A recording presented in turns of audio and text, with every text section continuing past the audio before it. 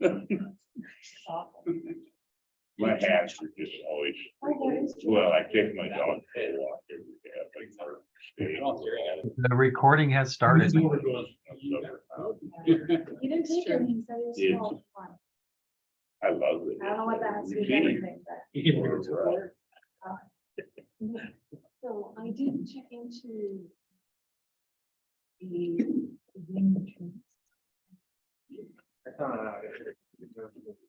You are, it's called old age.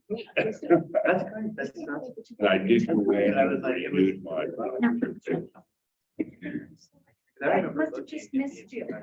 You saw me coming, I saw a car tearing out really. Probably at the back door, out the back door. Oh. And all I saw was smoke in the tires. Hey, when I get a deal for a northern state table, I hit the gas and I go. If I got the family plan, can I? I so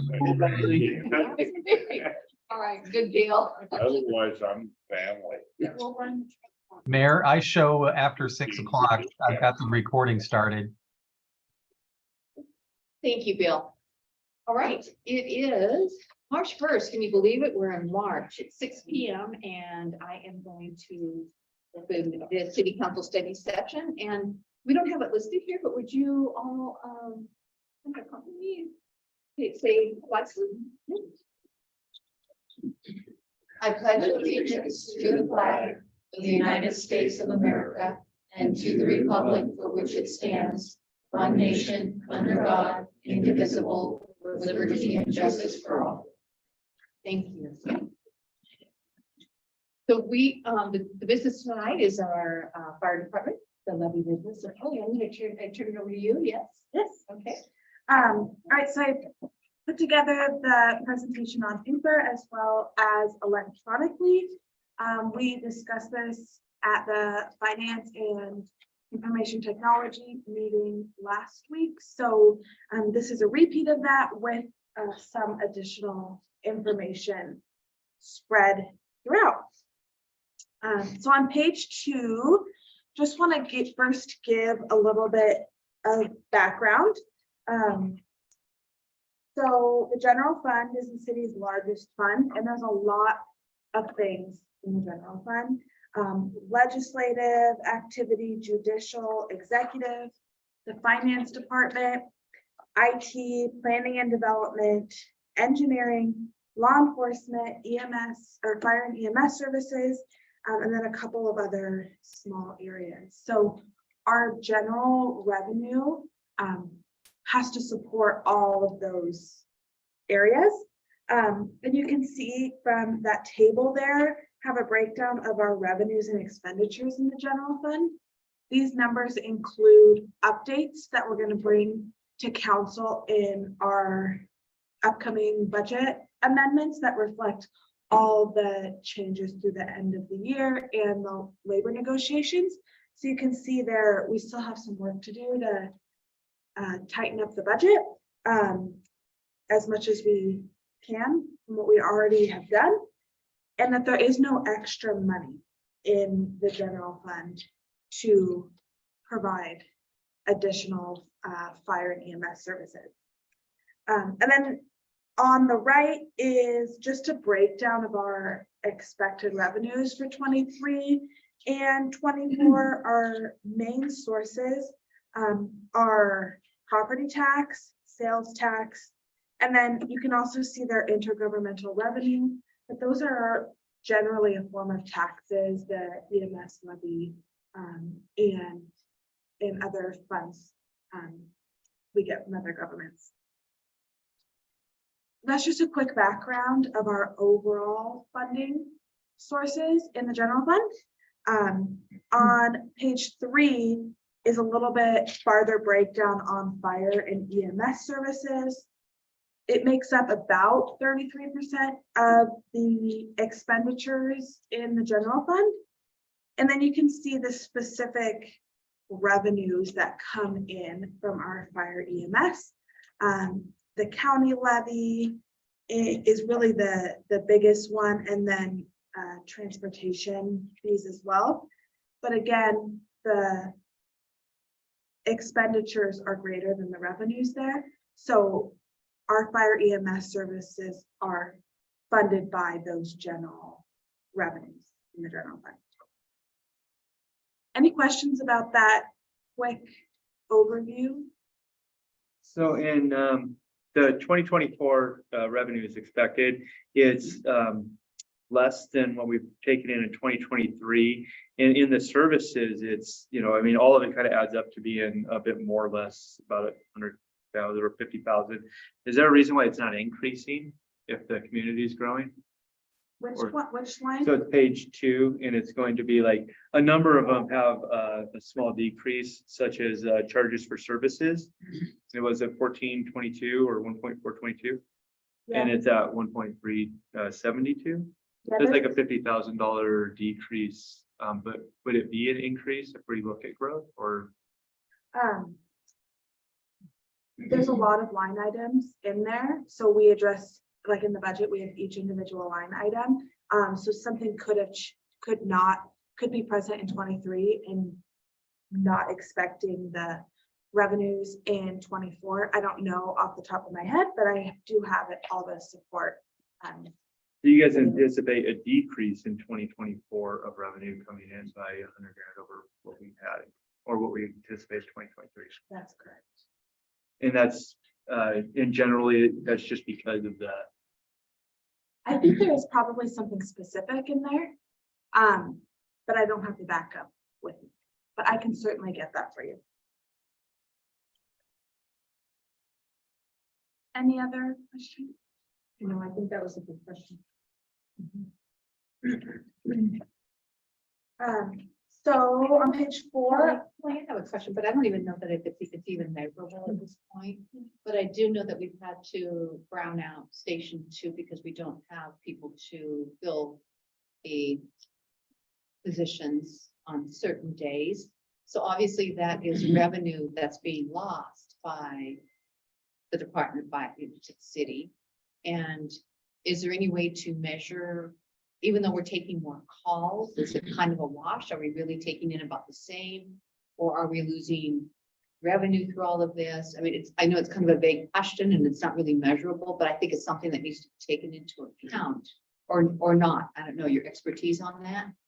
I would say it's hard to say like which calls are going to result in revenue for the city. Well, if they don't meet certain criteria, they can't be billed out, or there's a lot more complexities, I'm sure. Frank knows even more, and the assistant fire chiefs, Bud and Jerry, who do a lot more with that in our EMS billing clerk, but we do lose some revenue to not being able to take our own calls. We figure like right now, on average, we were running about 140 to 150 transports a month. And this month, I think we were down about 25 to 30 transports. So on average, if you go by our GMT federal standard, they look at an average deal of about $2,050, I think it is. Maybe a little bit more for the federal standard. We obviously don't get that after insurances have their limitations of what they'll allow us to bill, or they write off a ton of that stuff, sometimes 50–60%. And then we get some of that back with GMT funds.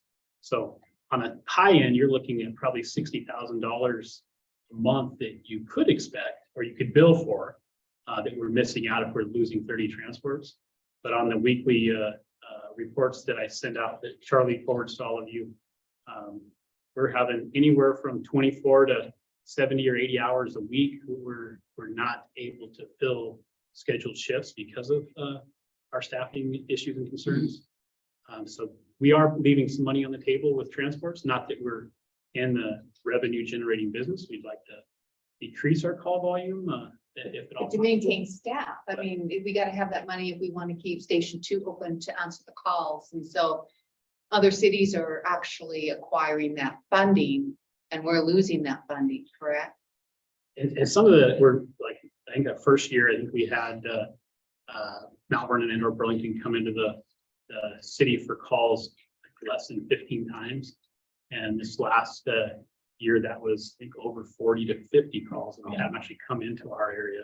So we're missing some of those, but when we're fully staffed and we have all 3 rigs covered during a day, we'll often see our folks help with the secondary calls in Burlington and Mount Vernon and those places as well. But right now, we don't have the ability to staff up to handle those either. And that is lost revenue. How you would determine how much of that is be hard, but if you're down 30 to 40 calls, you could say that that's at $2,000 a transport. It's definitely revenue we're leaving the table.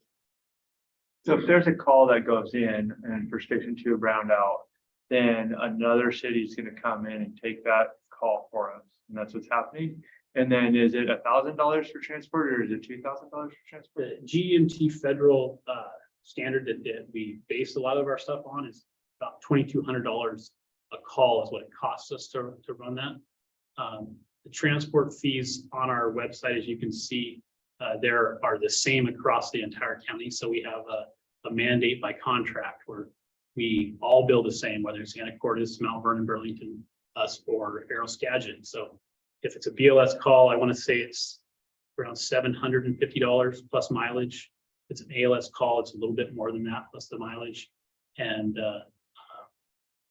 then the determinant is, what services they do while they're en route. If they give, one medication, it is one rate. If they give 2 medications, it jumps up a little bit.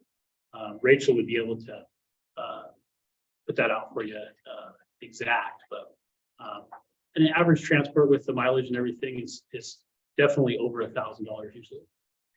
So how's that going to impact us overall? So if this is the trend that we see happening now, by the end of the year, or even halfway through the year, how will that impact your staffing, the need to purchase equipment? Because you're probably going to feel a pinch this year, I'm guessing, or am I incorrect? No, I think you're right on. One, when you're down on staffing, the other folks have to pick up the load. We, as you can see in our numbers, we used to carry about 30 to 40 volunteers.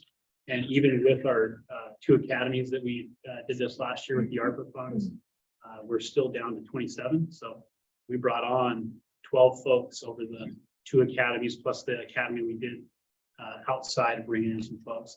And with people getting hired, even bringing on those 12 folks, we're down over 13. So yeah, 25-person swing overall.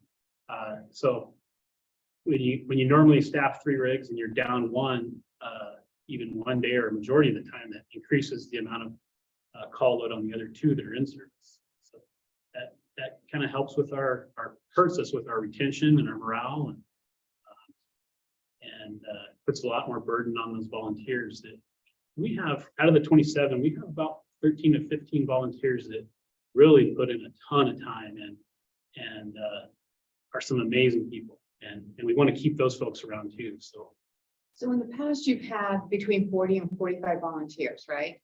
Now you have 27 on the books, but half or less than half are the ones who are really showing up for the fires.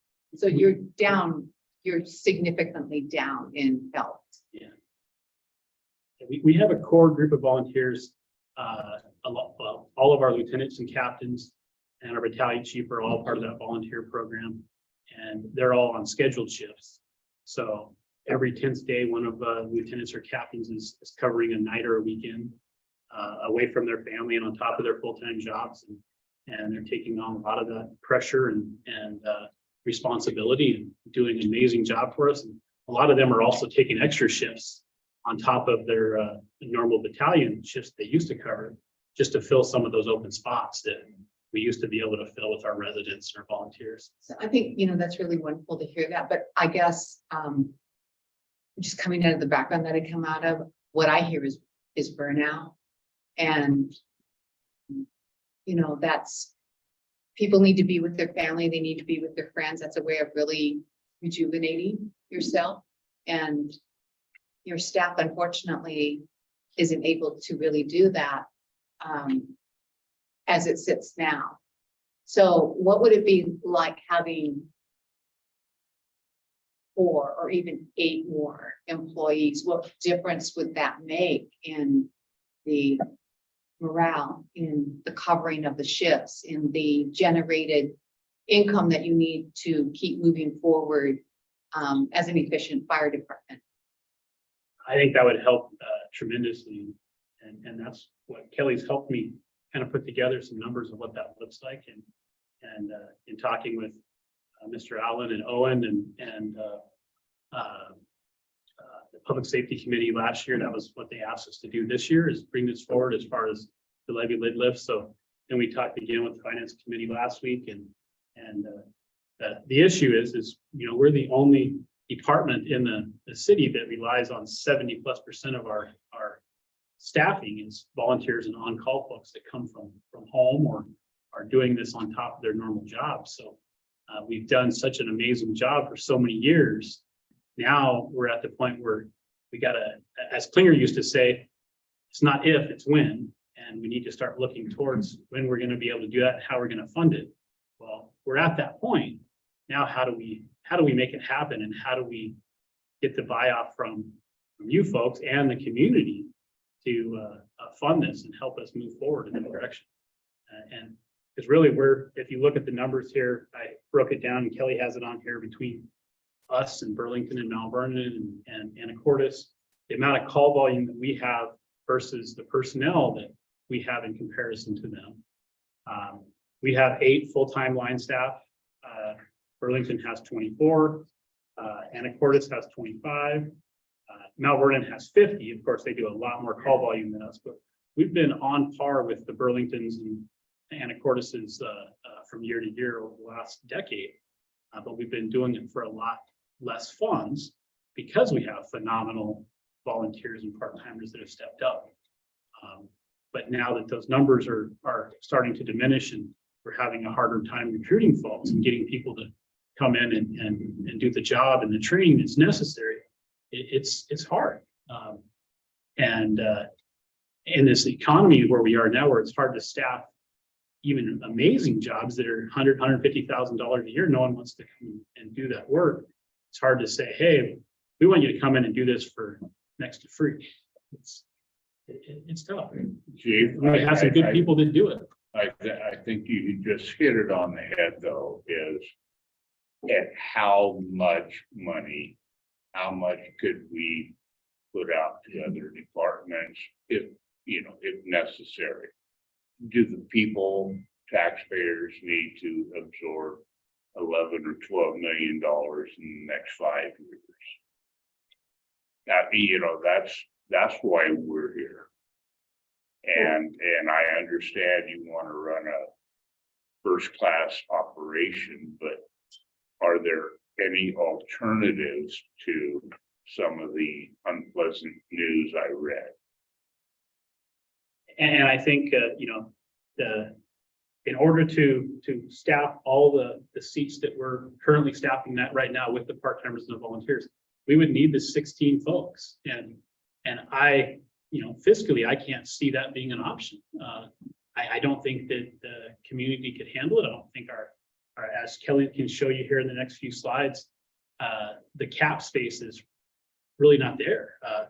That's going to be tough. So we're going to need to continue to rely on these part-timers and volunteers and take care of them and build that culture and lean on them more and more just to stay at status quo, but we're having without even adding extra. So I would truly like to see the 4 or the 8 extra folks come on. Now, can we sell that to the community with the status that we're in right now with the financial problems and the taxes that are already being increased? It's going to be hard, but Kids don't want to work anymore. So one of the things that I see as a trend in here, though, is when you're doing this and in this comparison, the volunteers then disappear. Yeah. Right? So if you're looking for 8 in the future, you're talking about 8 union, and then the volunteers then disappear as we phase into becoming Burlington and Anacortes and Vernon. that would Is be that my the biggest fear. reality? Well, that's that's the trend that we're going to without wanting that as a reality. Right. Because we're down from the 40 plus to the 27. But- I would like us to continue maintaining that number and driving it up. If we can. That would be my wish. Right, and so just some feedback in some things that I've heard from some people interested in volunteering. One was there was advertising for assistance or help in the office posted at $20 an hour. At the same time that we were advertising for fire help at $16 an hour. That was advertised as you could be a high school student, you could be this, you don't need any credentials, you don't need any work experience, this, that, and the other. Fire department requires training. They will provide training, lesser pay, taking risk. So right then and there, people were like, why would I do that? I can make $4 an hour more, take zero risk and go file paperwork. I mean, quite honestly, just feedback that I've received. And that's valid feedback. The issue that we have is we got to follow the FLSA standard. Right. And we have volunteers versus paid staff. So a volunteer, we can't pay by the hour. Right. So we're paying a stipend. So they're not getting, and when I started, we were getting $3 a call. And you got paid once a year, and we went to it every quarter. And you have never been paid by the hour. You're volunteering your time and you're getting a reimbursement for your services, the wear and tear in your vehicle, the mileage you put to and from, all that kind of stuff. So we have limitations of what we can give them. Right. I mean, I would love to give these legal limitations. Otherwise, they're not eligible for the volunteer firefighters insurance. They're not eligible for the volunteers retirement. We don't meet the FLSA requirement. Some of these folks are amazing, and I would love to give them everything we can if we had it. Because they deserve it. Well, and the majority of the volunteers are there because they want to be, right? Like Exactly. they have bought into the culture that existed in years past. That you came in and you took care of your community. You showed up and you took care of your neighbor, you took care of your family. You went into that burning building to take care of the people because that's what you did. You took pride in that. You were there, the brotherhood, the whole circle that existed. And that culture, from what I see, is fading. And this is a repercussion, whether people want to acknowledge it or not. It's a hard reality to the outcome of what has happened with the amount of growth that has happened so fast here without being foreseen, without having the infrastructure set up and all of the housing and the growth and everything else that has gone on, not to mention the issues that have happened in Olympia, the legislative stuff that has tied people's hands and allowed for more calls and more issues. It is a repercussion of all of it. And so it's just, I understand the needs. It's just unfortunately hard to swallow. And it is a huge burden on the taxpayers for decisions that were made years ago, right? Because these high density housing that's coming in here and all of the additional heads and the additional calls that are going to come with it, that's a hard reality. Is it has created situations that have led to this. All of the additional calls that are coming out because of different things. COVID has allowed for additional calls, and unfortunately we lost a couple people in those transitions, in those situations. And I'll just be real honest and tell you that there's also, I know a handful of people that would volunteer if there was a mandate dropped, but it hasn't, so they can't.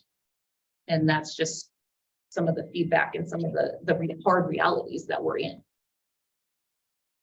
I agree.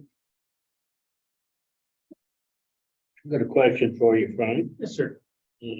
I'm not up to date on the operations of the fire department. I don't know what their inner operations, but I see here under administration, chief, plus 2 assistant chiefs. Why are there 2 assistant? What was the question? Why are there 2 assistant chiefs? One deals with operations and EMS, the day-to-day scheduling, the rigs, the fleet. The other one is dealing with not only the assistant chief of training, he's also dealing with fire marshal plan reviews. So just the workload itself. Those are salaried people, right? So the numbers we're gonna be presenting in here, you can see we have the 8 full-time firefighter paramedics. And we're just giving a couple of scenarios to, if we hired on 4, 8, or 16 additional staff, so they would be firefighter EMTs. Page 4 is just a summary really of the need that Frank just went over, and just a comparison of the other jurisdictions. And then just wanted to give a little bit further breakdown on slide 6 of what we're paying for. There's a little bit more information than what was included at the finance committee meeting. So really, we would need to pay for wages and benefits, training for all of the new staff, uniforms. It would increase our overhead. And then we've also included some much needed new radios, which we hope to get a grant for, but weren't able to receive. So new radios, which are much needed, as well as bunker gear. So and it's kind of small, but a breakdown of the costs over 5 years for 4 additional staff, 8, and then just type there 16 if you would like to see exactly where these numbers come from. So we did think on the next slide 7, we did think really hard about how we could fund this. Is there any other way than property tax and a levy lid lift? And these are just kind of some of the things we really considered, that these are continued operational expenditures. So we should pay for them with continued operational revenue, things that we know, money we know can come in. So one-time funding, we have received one-time funding in other areas. The ARPA, so our American Rescue Plan Act federal money, that's one-time funding. And so are other federal and state grants are one-time funding that we're not guaranteed. If we went out for something, which we haven't found anything to go out for, we'd never be guaranteed to sustain that revenue. And then some of the other tax collections, we don't have a lot of control over. Sales tax collection, other taxes, the utility taxes on water, electricity, natural gas, those things that the city doesn't provide. We don't have a lot of resource to make significant changes. There's caps to what you can charge on those. Licensing permits and fees are always contingent on the market and aren't huge revenue sources for the city or consistent. And then one other area we've looked at the past is utility tax on the services we provide. So sewer, solid waste, and stormwater. Right now, our utility tax is at 10.5%. So to fund some of this, if we got 4, we would need to increase that to about 20%. And if we did 8, we would need to increase it to about 29%. I don't think any jurisdictions around us are even close to that. That would be pretty big numbers for people. And we don't see that as a great option. It's always there as like our very last resort to increase that, but didn't see it as a good choice to fund this. I think the proper way to go about this thing would be to levy the general public has to be involved. Right.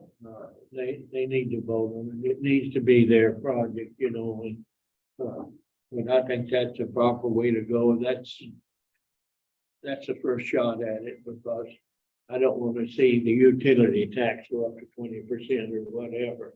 That's gonna kill the people who see the world. Well, that in itself throws out the reality of the situation, because I agree, it really needs to go before the people. So we're looking at a $30 a month increase if it's 8 firefighters, which is getting by, like you said. A 29% utility tax, when people were, you know, they were kind of upset a little bit about the property tax, city property tax. I think that was $27 a year. So $30 a month more for this, plus the utility tax that went forth last year. If I was to see a 29% increase on my utilities bill, that'd be pretty alarming. And that's in essence like what we'd be doing, just in a different form with property tax. So, you know, I mean, we're shuffling the numbers around, but ultimately, if you were to equate it that way and people were to look at it, they're going to be voting on a 29% increase on I their don't think utility you'll tax. see it pass. I don't think so either. Right now, with the way everybody is right now, I mean, I was getting, we have nothing to do with the school district, and I got phone calls about the school district, the county, mistake on taxes. But it still went up, It still, considerably. yes, it went up considerably, but, but not from 367 to 14. no. Yeah. Right. I think it's pretty alarmed when I saw that. But I do agree it should go Well, out not to the my voters. attention. But I think, I'm gonna tell you as a senior now, I can do that. I'm only here for another 10 months. If we enact some of these increases that you are proposing or putting in front of us, I will be a former resident of Sedro-Woolley. So let's say that I have a heart attack in my house and you don't have anybody to respond because they're already en route to the hospital with somebody else. How long does it take for ambulance to get here from what, Burlington? How much extra time would you expect that we'd wait? If they're in station and they're available, Mhm. 8 minutes, 10 minutes. How long after my heart stops, if I'm in full cardiac arrest, do I have? You know, how much longer are we gonna ask people to wait for services? Put it to them, let them make the choice. It's literally their lives and their Can families. you health afford on to the line. live here, Joe?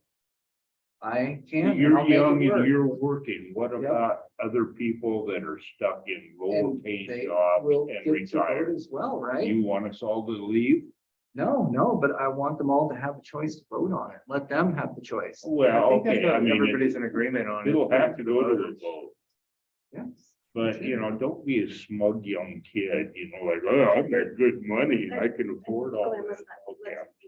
Yeah, I'm sorry, just one moment. I think Nick has. Oh, I think it's going to the voters. I think that's what we all, like Chuck opened up with, and that we pushed this right to the voter because of the substantial increase that's there. Whether it passes or not, it's on the voters. It's how it's presented. It's the reality of it. $30 a month or how it's done during this time, like Sarah said, it's a challenging one. And I talked to you today about that just this sheer obstacle that you face in that increase, but it would go before the voters. If you two, Kelly, I'm sorry, and Frank, if you looked at alternative, I mean, to present to the taxpayers, are there alternatives?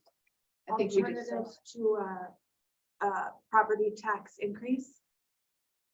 We didn't see any sustainable alternatives to operate, like continued operational expenditures.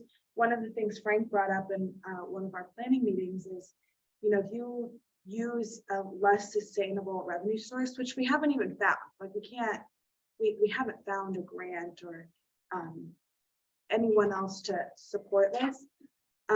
You really have to think about who would want to come and work for Sedro-Woolley, not knowing that the position is even going to be open 5 years from now, Or even a year from now. or even a year from now. Thanks, Bryce, one good for you.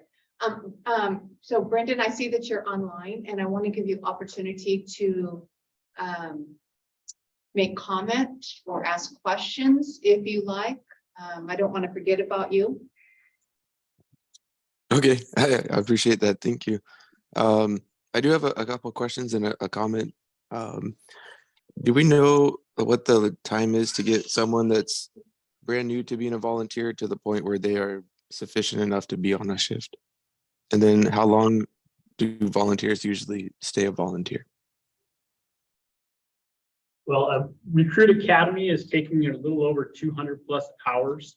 So once we get them onboarded and get them into a Recruit Academy, you're looking at we'll usually do like a Tuesday, Wednesday, or Tuesday, Thursday night and a Saturday afternoon. So when you get up to those 200 hours, then they get to go and wait for an available state testing process. So a written test and a practical skills stations, and then they go to hazmat awareness and operations testing. So we've been averaging about 4 to 6 months to get them through the entire process if they pass the first time. And then we have a probationary book that's another 40 to 80 hours of time on them when they can get around to it between their schedules and our trainer schedules and getting the sign-offs and proficiency completed. So you're looking at 7 to 9 months, and that's without becoming an EMT.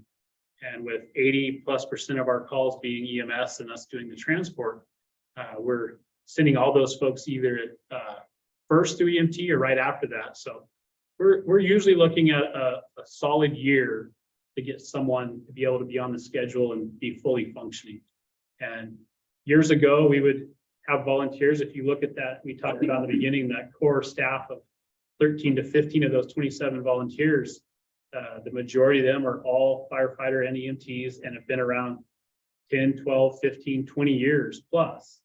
The problem though is a lot of our folks, we're kind of like an internship where you come in, you get your credentials, you get some calls under your belt, some experience, especially with us having the transport capabilities now. They're getting to work with a paramedic provider and learning stuff that other agencies don't have to offer.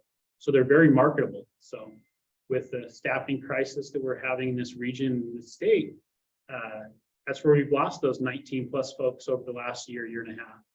They're getting these positions down south. Some of our residents where we used to keep for 2, 4, 5, 6 years before they got their first job, we're lucky to keep them for 18 months. I have 2 folks on my desk right now that I'm doing background checks for that are in processes elsewhere as we speak. So. Okay. Yeah, I mean, it seems like it's a long time to onboard someone and they can quickly find another opportunity somewhere else once they're trained up. And we've been lucky with the ARPA funds last year, being able to put on our own 2 academies was really beneficial. Before that, we've been lucky. District 3 down in Conway put on an academy a couple of years we used, but being low on staffing, it's hard to, when you can't fill the schedule, to also fill enough folks to be able to put on these academies too. It's another constraint for us. But worth it. Gotcha. Yep, I would say so. Well, thank you. Another question I had was, with Burlington and Anacortes being in, was it like the 25 full-time employee range? Is that mostly just because their sales tax is much higher? I mean, like Burlington's population isn't higher than Sedro-Woolley's, but are they able just to fund that many more full-time because of sales tax? Yeah, definitely. If you look at we were comparing the levy cap room that we have in comparison to Anacortes, because they are actually putting the same kind of levy lid lift on the ballot, I think next month or in April, pretty soon. And they're looking at adding, I think, 8 paramedic firefighters or EMT firefighters and I think 6 law enforcement officers as well. But they're only going up like 15 cents per thousand because their general fund is compensated with a lot more tax dollars that they have to, where we don't. So, and we're currently at $1.80, I believe, Kelly. Yeah. And they were only at 96 cents. So their budget's a lot bigger than ours, but they have a lot more sales tax revenue to generate from. Gotcha. Thank you. Yeah, just the comment I have on this is I think that the community's usually supportive of police and fire, but I do agree with what other people have said, the timing. I've had a lot of people say that they're never going to vote for another levy or bond for the schools or anything. And I think a lot of that is just frustration from the miscalculation error. But that's the general feel that I've gotten from the community too. So I think the timing of this might be a little bit delicate if we're trying to pass it. I agree, sir. Would it make sense to repackage the whole thing? Because I mean, we're looking at Burlington, Anacortes, and Mount Vernon. They're full-time firefighters. They're more of a structured setup. We're heavy reliant on volunteers and part-time firefighters. And then we're asking for additional funds to help sustain, even though it's already been proposed that that's not even going to accommodate growth in any way. So we might be coming back in 2 years or the fire department or the city to ask for another levy increase more. But repackage it to be something that's more structured and comparable to other cities, because like Sarah said, we're shifting into that kind of a mentality.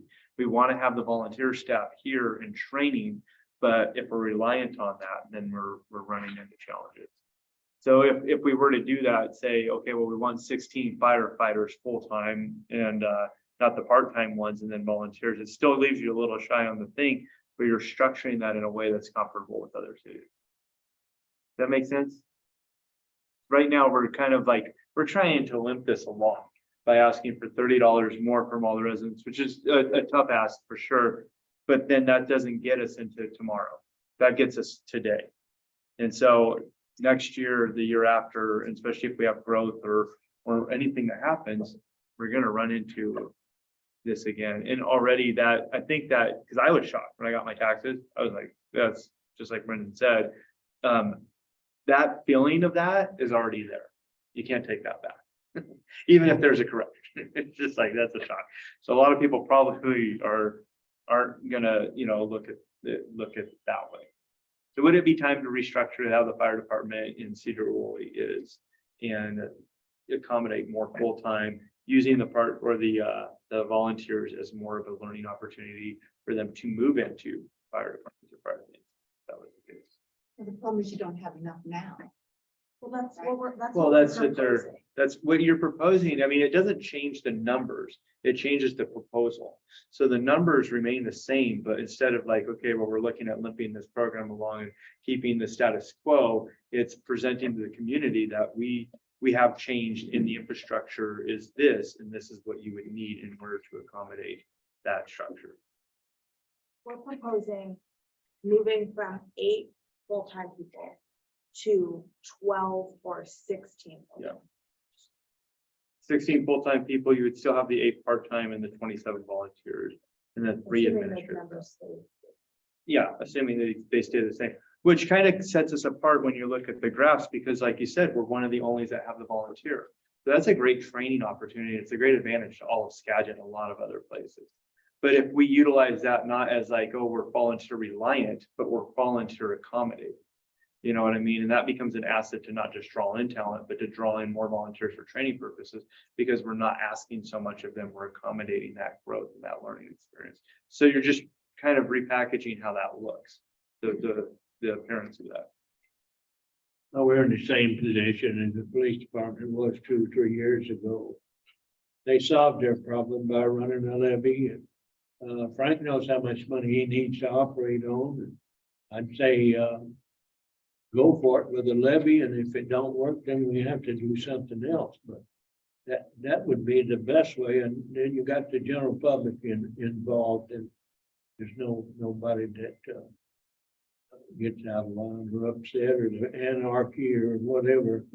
But I think that's a fair way to do it, and that's the best way to do it. And everybody wants the fire department, and the EMTs and the ambulance service, and it's a great service to the city, and they know they need it. And it'll be tough passing one the way the economy is, but it can be done. Frank? Yeah. Oops, finished.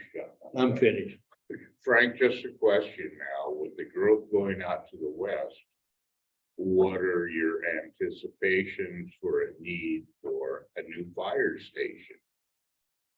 But we're within our boundaries, so we built the second station up here on the hill with the thoughts of the growth up in the north end. So, But the west end seems to be growing quite a bit. Are you gonna have to expand to that or not? no, because we're pretty much set up to handle all that now, because there really can't be much more growth as far as density than what we already have. So our urban growth area, I think the way Coleman explained it was, we only have room to the north now, up here above, is it Jones Road and up around Bassett, back up to Station 2. So density wise, that's as much as we can probably go with the farmland and stuff out Cook Road and that expansion there now. Population and the density and the traffic and that's not going to grow. Can't see call volume going down anytime soon. While we're looking at other options, if you look on here, Anacortes put on a community paramedic a little over a year ago, and that's helping with driving some of those numbers down as far as the folks that need the social services and the other interactions and those kind of things. So we're looking at options of partnerships for the future with that. But we're all kind of in the same boat. Call volume's going up, staffing is becoming more of an issue for everybody. And we're lucky right now as far as the revenue we're bringing in with those transport dollars and insurances and Medicare and the GMT funds. You know, is that sustainable? That's a huge help right now because that's 70% of our revenue is transport fees and those other services. But we gotta have the staff to fill those ambulances to be able to make the calls too. So. Thank you. I think our next step would be considering a ballot measure. And we would write that up and propose it to council, but need to know what to put in that. So on slide 9 is a breakdown of potential options we could go to. So there's kind of 3 main categories. The first one is 4 additional firefighter EMTs, then 8, then 16.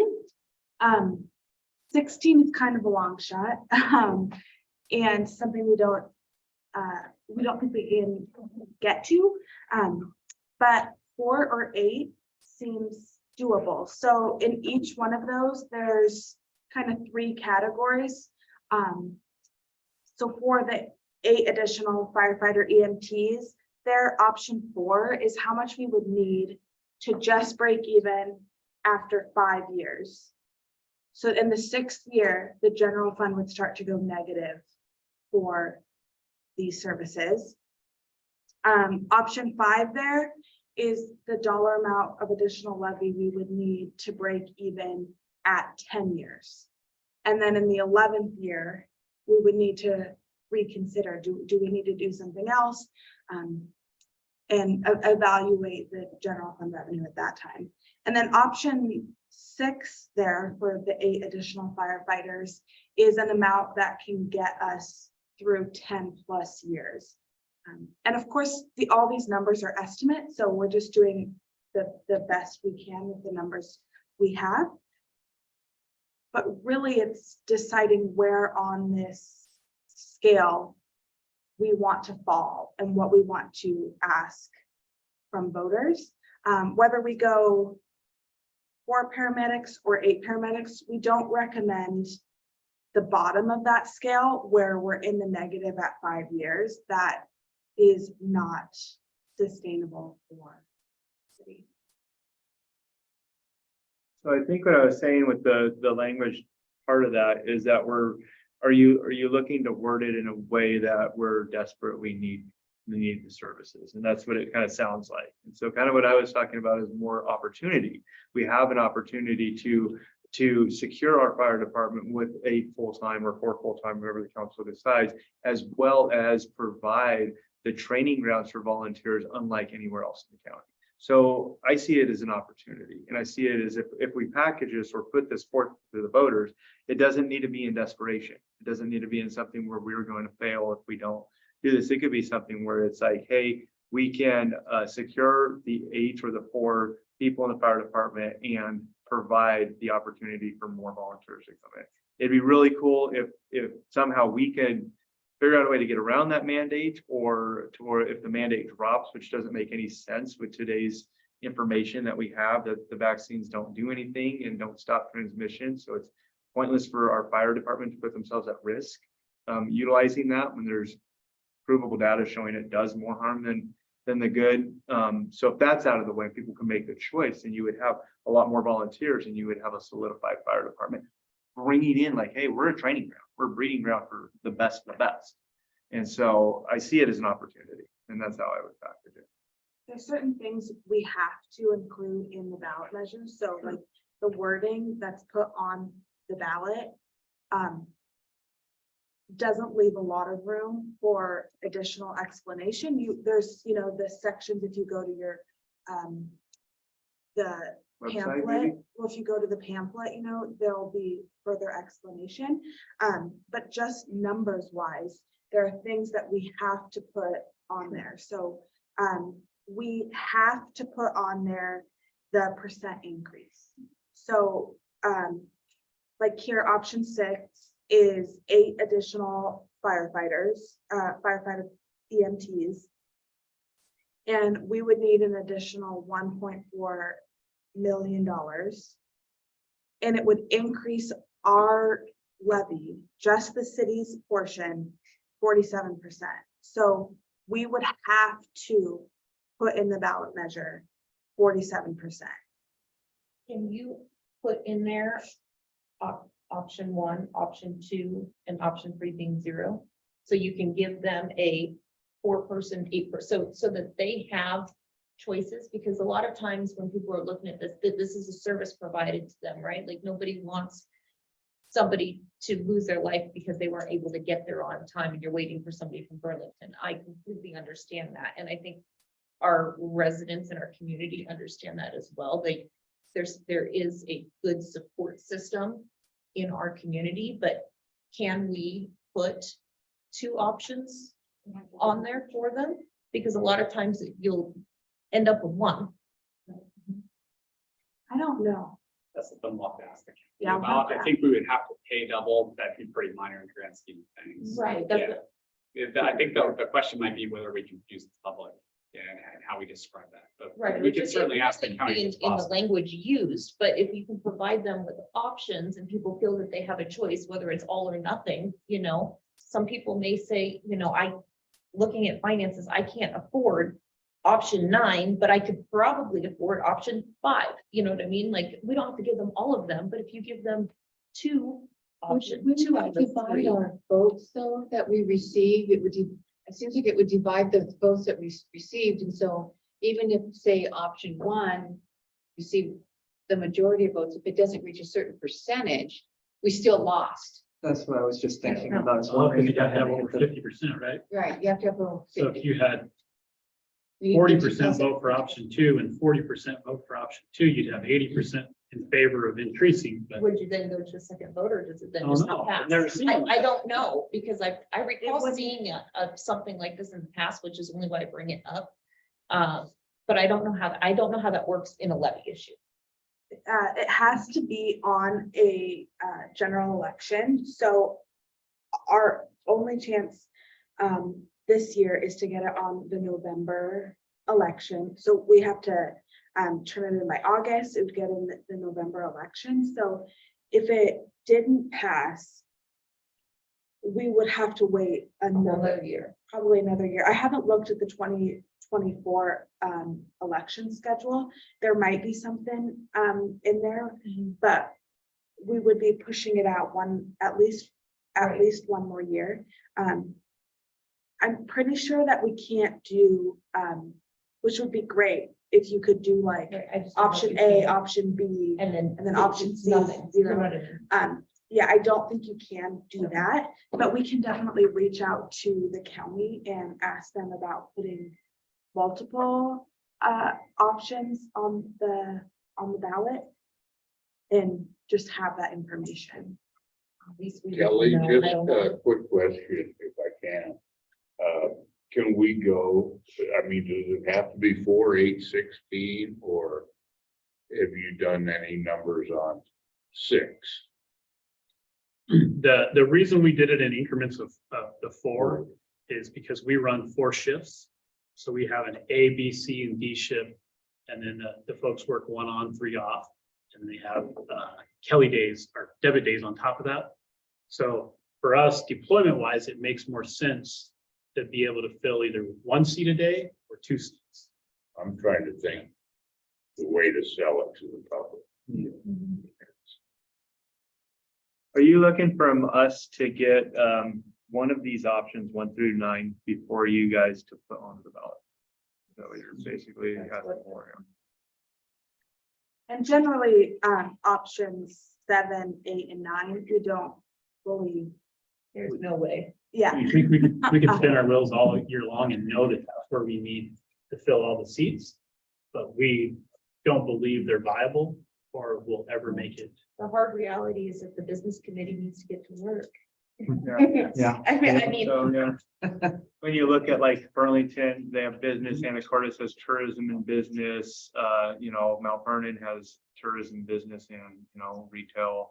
And we don't really have that. We haven't really put too much into that effort. So there has to be something to increase the business and appearance, and have some tourists, some business, some industry. Need some industry to draw those funds in, otherwise you have a housing community with no resources to support it. Exactly. It would be cool to have that though, as far as like, I don't know if we want to do even a vote now on what an optimal number would be for this. If you guys are taking it 4, is it going to be 8 or 4? And then work on that option. But I think securing the fire department and then owning it is an awesome training ground for volunteers. Whatever number we end up with, you're going to be able to capitalize on that volunteer training ground. And yeah, I understand you lose them after so long because you're training them and they're moving on. But Skagit, and especially Sedro-Woolley, could be known, if adequately done, as the primo of volunteer firefighter training into the firefighter academy. So it could be that step forward. And we could see a lot of volunteers wanting to move here, come here to be a part of the Sedro-Woolley program. So it's going to handle the offset of what we're lacking. Well, that's where they can go, when they're going out and banging on doors for this levy is where they can have those conversations. Yeah. And that's where they're gonna pick up traction but it's gonna be a lot of door knocking and a lot of explanation and discussion with the community. So Councilman Lavaca did put out the suggestion. Do you want to eliminate one of the options? Do you want to? I would like to eliminate 7 through 9. 7. I think probably 1 as well, obviously. All that put us in a deficit need to be eliminated. I was just about to say, maybe I'll make my starting bid and say, I think 5 seems like the logical option. It's the middle ground for what they're looking at. Makes it so that we're still solvent in 10 years, not by much, but it's still in the green. Likely by that point, I would venture to guess that 8 may or may not be a good fit, and it's a good time to reevaluate 10 years out. I think that seems like what would be logical to do to make sure that we are not running that deficit. Kelly, is there a reason why 6 would be a better choice? And it looks like that's still quite in the green in 10 years. It being more in the green.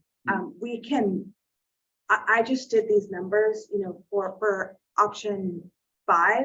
I just played around with the number until we got close to 0 at 10 years. So there's a multitude of options between 5 and 6. If we want to give ourselves a little bit more of a cushion, we can do that as well.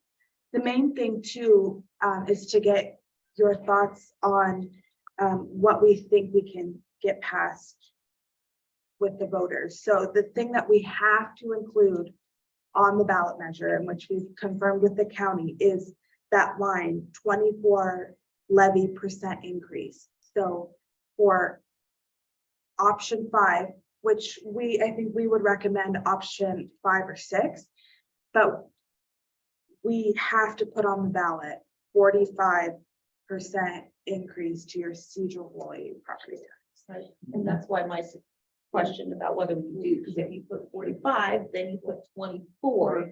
I mean, as much as you don't, the reality is, yes, we want that, but if you want something or nothing, you know, like, and maybe it's not even a viable option, right, off the table, but with the state of the economy, with the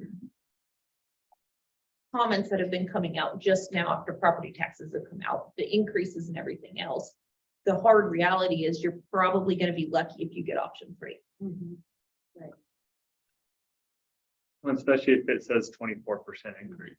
And that would be minimum. If I see 45% increase, I'm not understanding what that means. No, and the people that don't call 911 rarely. Yeah. Are like, well, I'll take my chances, you know what I And mean? I mean, what's it- What's that's it what they cost say. us to go on a ballot? We pay a portion of the county's cost. So I don't know.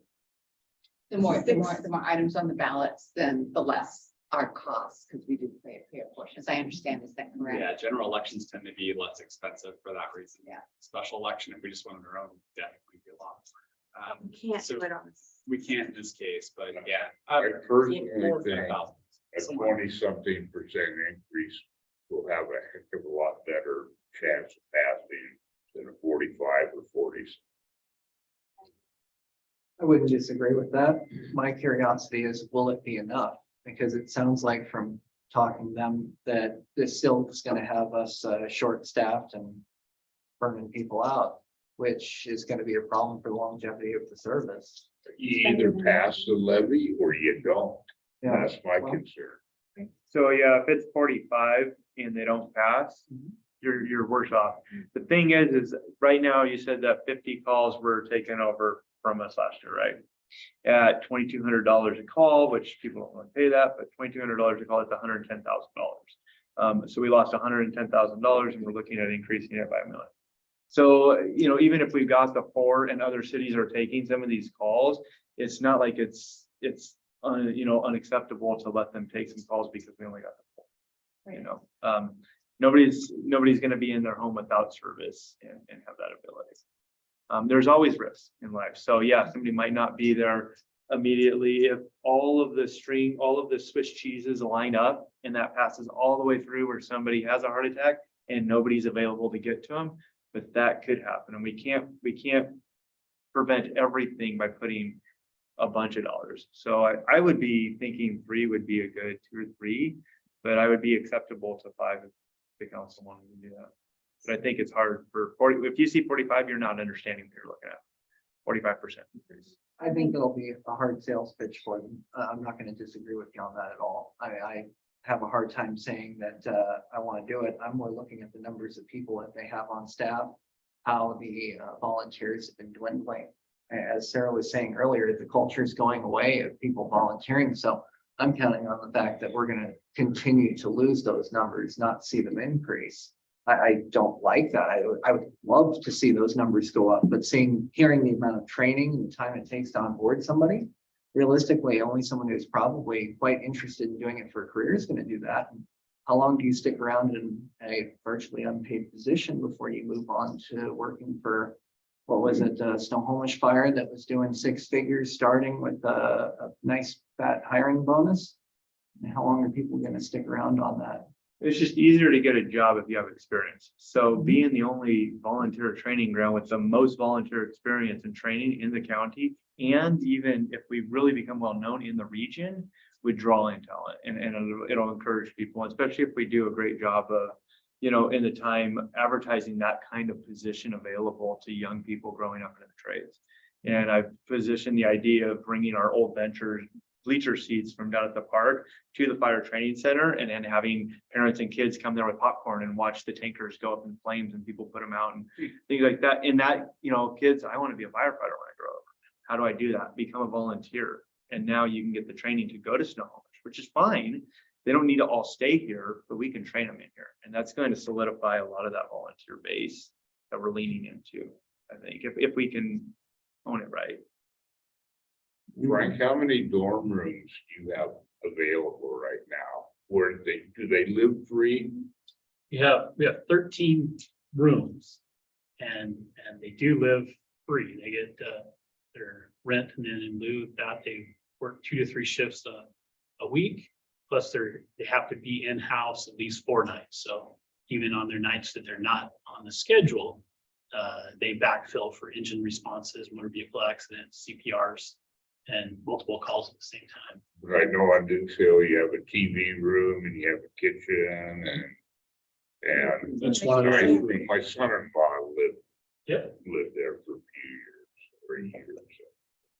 I want to go back to Brendan. I want to give you an opportunity to maybe state your thoughts or opinion regarding which option to look at. I would think 2 or 3, just kind of mirroring what other people have said. I think if people see 45, 47, it's going to be a pretty quick no. And I think getting 4 is going to be a lot better than getting none. So I know doorbelling, it'd be a lot easier to tell people we're looking at 24 to 23. There's at least some room to discuss why it's a benefit. If you go in at 45, it's pretty hard to convince them that it's worthwhile. I would be curious to know how many, if we did the 4, how many volunteers would we have to get in order to cover what 8 would have got us? Because what I was thinking is, what if it was like a community drive? Like, you know, we're going to only ask for 4, but we really need 8. But instead of ask for 45%, you know, this is how many volunteers we need to come forward. I think that's all dependent upon how much time those folks have to offer.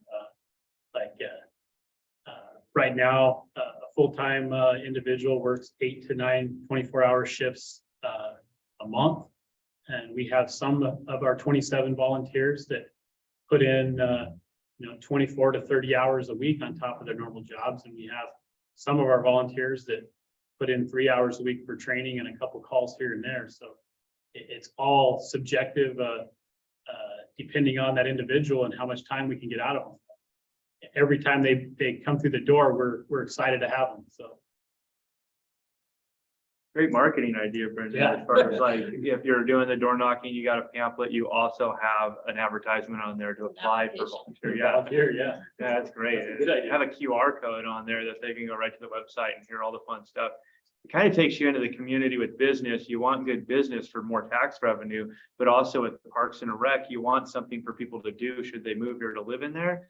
Disc golf, racetracks, skate parks, baseball, a lot of trails, all that stuff.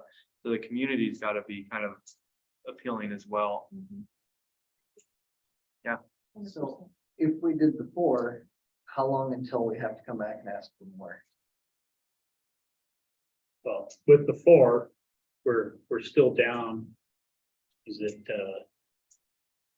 that puts us at 12, so we're still down 12 confirmed spots filled every day.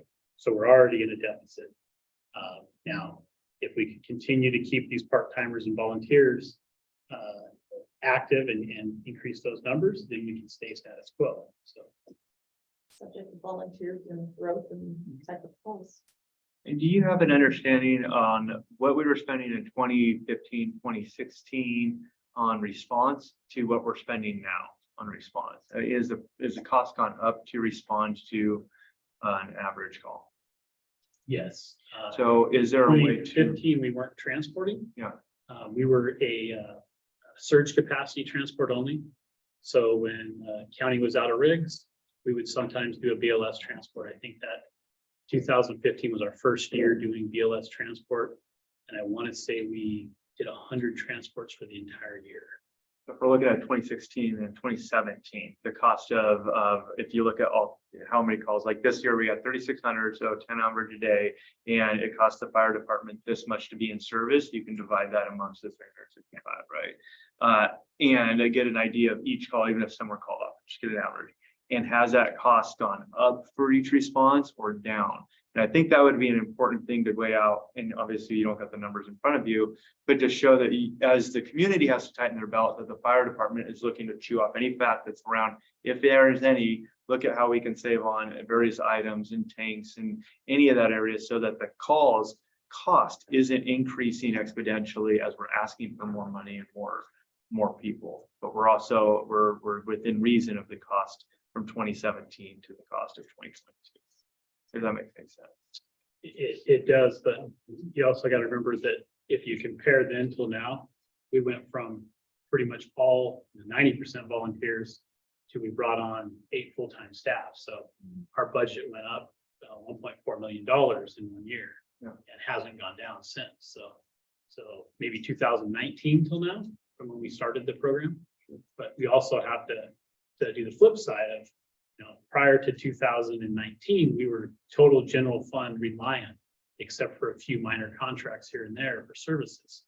And from 2019 on, we started bringing in probably $2.4 million a year in revenue that we didn't have prior to doing transport. So That's a plus, right? Because Yeah. you're generating revenue now, so you're working in the city's best interest, right? Not company, obviously, but the city's best interest to help absolve that cost that's on the taxpayers with the people who actually use the service. Correct. So I mean, yeah, that's a plus. And if we're looking at points of like, selling the 24 to the community and saying this is in your best interest, and we're working hard to reduce the burden that's already on you by doing this, and this is what it used to cost. We are working to tighten that up, but we do need this. And then not just an expense center. Yeah. We're generating revenue and driving that revenue as best we can to try to augment, to alleviate the cost for services to this. So Frank, is it out of line to ask your opinion on this? What you would like to see happen? Concerns that haven't been addressed? I think that what I would like, what I'm glad is that no matter what, you guys all crossed off 1 and 4. The biggest concern that I have is trying to recruit and staffing, if we were able to get any, is to bring someone to the table and say, you've got a job for 4 years, and in the 5th year, we may not be able to afford you. So I'm glad you took 1 and 4 off the table, because right now it would be hard to bring someone as a brand new person if it takes us 8 months to a year to onboard them and get them in service if they have no experience. How do we keep them? Because they're always going to be looking for that next step.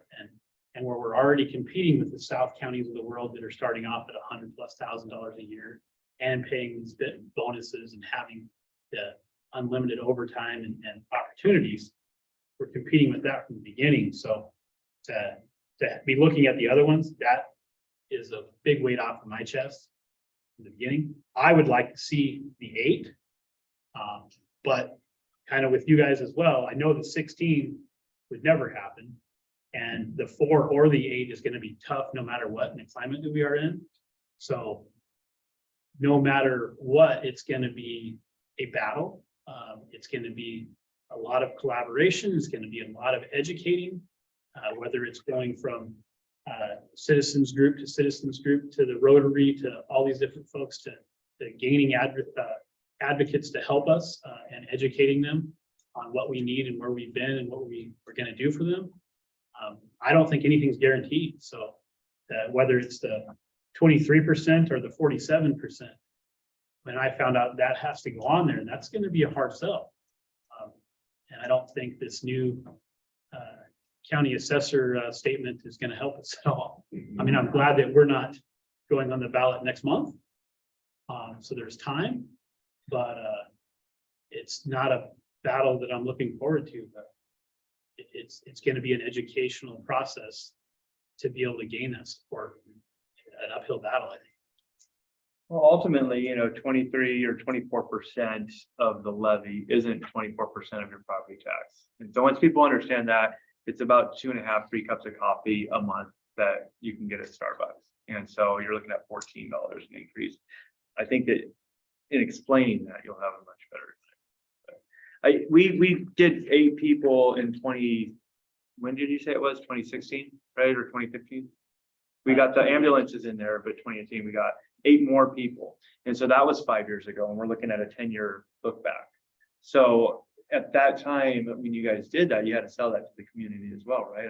We put that on the. That was assuming services that were already there. So that was where we got the levy funds to pay for that. We got onboarding expenses and costs from the county to help augment that change. So it was very little out of pocket for the citizens, except for the long-term investment and commitment.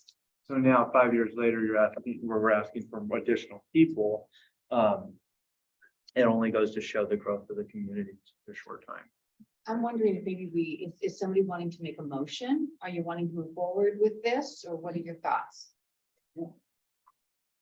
I think, yeah, that's what your hope is, right? I think you're gonna have your best bet with 3 at 3. 24. And then I love Brendan and Nick's idea, how you're gonna present it. And hey, here's this with it too. Volunteers are amazing. We're trying to do the best for our community. So that's where I'm at. Absolutely. Yeah. So I mean, let's put a motion out for voting on number 3. So we want to second that? I'll second. All right, so we do have a motion by Councilman Lavaka and seconded by, okay, Councilwoman Diamond. Any more discussion? All those in favor of putting option number 3 at the 24.76% increase, which will show on the ballot. All in favor, say aye. Aye. Opposed, same sign. Motion carries. And so Kelly, do you want to repeat what the next, I know you shared with us what the next steps are. Do you want to share that again so that we can be anticipating that? Yeah. One thing just to go over real quick, sorry, Bill, can you go back one slide? Is I know, we talked about the property tax. So we do have the impact of option 3 on there. But the school district property tax, this, the example of this home is a $447,000 home. That sounds like a lot, but that's in the neighborhood of Plainwright, house prices have really gone up. So in case people are asking, and we can help educate them on the unfortunate issue at the county, this property, their school district tax went up $26.21 from last year. So there is slight increases, but their documentation had errors, right? So we just want to reiterate to people as much as possible, or as much as we're being asked, that it wasn't the school district tax did not go up $1,000. Like this home, the property tax increase from 2022 to 2023 was $173 a year. So just giving some context to. It's got a lot of attention from a lot of people. It's very unfortunate. 370 something to 1447 or 87. So those numbers are, we're not accurate. The 2022 number was not accurate, so. But Just need the to taxes drop- didn't go down, did they, Kelly? No, they didn't. But they didn't go up $1,000. Right. Property values So are I am going wondering, down. Kelly, is there possibly, or I don't know, Charlie, but I mean, I'm thinking that it's so people knowing that this is what we're going to be moving forward with.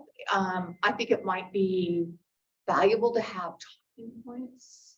Is there a possibility that we could put that together so that everybody on the council could have talking points?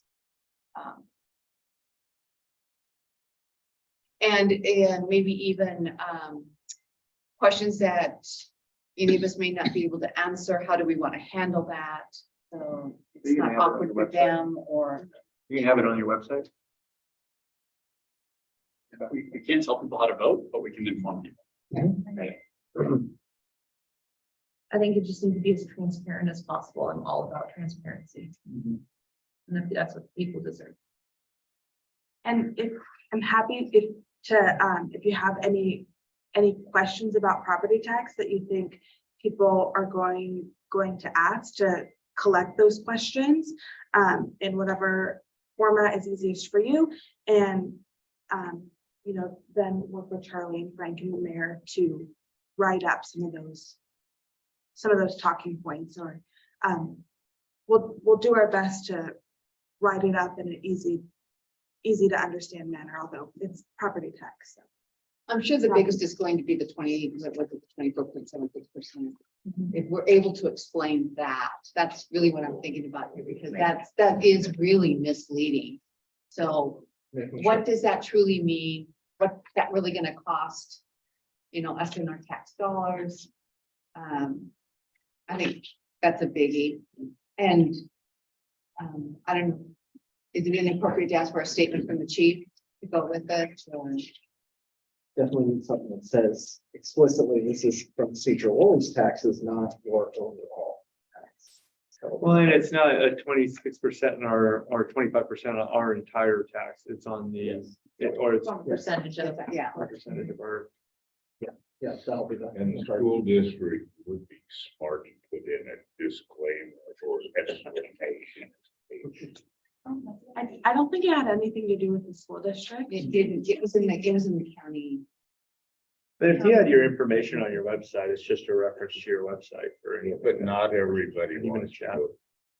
No, I hear that. All right, is that it then? Is there anything else, Kelly? Oh, the timeline. Okay, So we put this timeline together. It can change and fluctuate based on how we want to do it. We have March through May public outreach, and then hopefully in May, having the ballot measure written up for council approval. But we could switch that around, have council's approval of the ballot measure, and then do the public outreach after that. And then we want to submit to the county by June, the ballot measure ahead of the deadline. We have to have it to the county by August 1st to be put on the November 8th election. But I think we want to be ahead of it because there's a lot of very specific things. So we want the county to have a lot of time if they're going to come back and say something is not valid or need changes, that we have that time to change it. We have that time to come to council and tell you the changes. So that's our preliminary timeline. I think you should switch it like it's message so that we know what we're talking about when we go out to the public. Any other thoughts on that? No, I agree with that.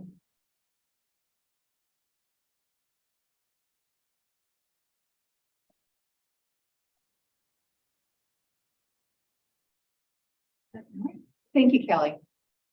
Thank you, Chief. Thank you, everybody. Yes, and thank you everyone for your input. That was a really good discussion. All right, if there is nothing Are else. we able to Devin? discuss that? Because I threw out an email about discussing that grant program. I don't know if we have time. I mean, that's what the workshops are for. You know, we're going to be discussing that next week. During a council meeting or during a workshop? It's going to be on the council. That, Does well, it- I mean, does it make sense to discuss it in a workshop rather than in council? so let me do this. I am, because it's you who's making that motion. Is there, do you all want to, did you all see the email for one thing? Do you want to discuss it now or do you want to wait till next Wednesday? It's up to you. Now is fine. Motion to discuss it now. You can- I'd rather have the info in front of us, but if the majority wants to discuss it now, so be it. Brendan, what's your thoughts? I'd say let's go for it. So I'm done to talk. I read the email, so I think I'm ready for it. So on the business committee meeting, we had a vote for the grant program, right? And so I was just wondering a little bit more on that business meeting, Sarah and Chuck, as far as how, and Joe, but how we came to 28 grants at $5,000. And then that is, I believe, directly tied into the Peter workshop, right? And so if that is going to be something that's more for the arts program of the Peter workshop, or if it's going to be more for city improvements. So that was my only question. It's not necessarily just straight 28 grants. That would be like the minimum number of them. I think originally I was talking a lower number, like $1,000, but as we looked at the cost of items, we realized that with inflation, especially, that's not going to get you really far with certain projects. So we thought, well, if we make it big enough that people are able to achieve a larger project, odds are most people aren't going to hit the $5,000 limit.